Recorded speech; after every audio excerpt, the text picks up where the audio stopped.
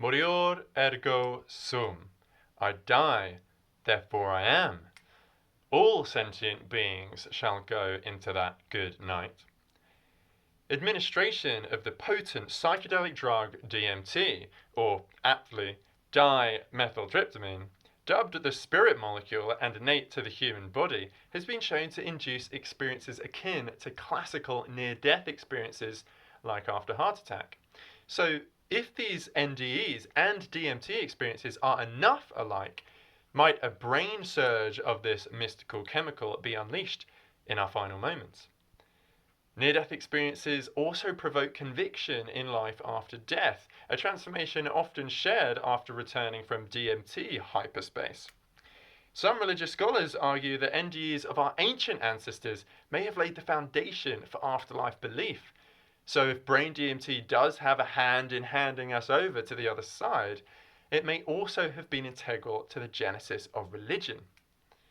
Additionally, having a near-death experience is a silver bullet to calming one's nerves about shuffling off this mortal coil, much like DMT is. The rebirth in psychedelic psychiatry is showing reductions in death anxiety in the terminally ill. So might DMT also be used as a kind of pharmacological death doula?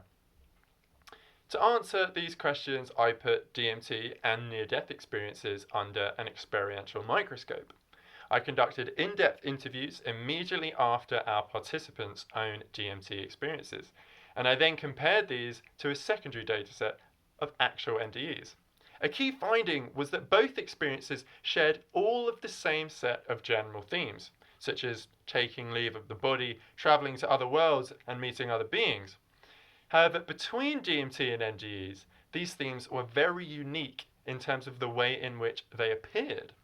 For example, in NDEs, the encounter with these sentient entities typically manifests as seeing deceased loved ones and figures of light, whereas DMT tends to evoke otherworldly creatures with decidedly alien-esque or mythological characteristics.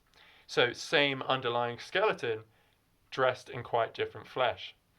This means DMT might be a promising medicine for quelling the existential anxieties of the dying, but it may be unethical to prepare them with experiences of aliens versus angels, and more complete drug models of the NDE may be more effective. It also means neuronal DMT may well be at least one puzzle piece, not only in near-death experiences today, but also those NDEs of prehistory, which helped us first wonder what awaits beyond the horizon at the dusk of our lives.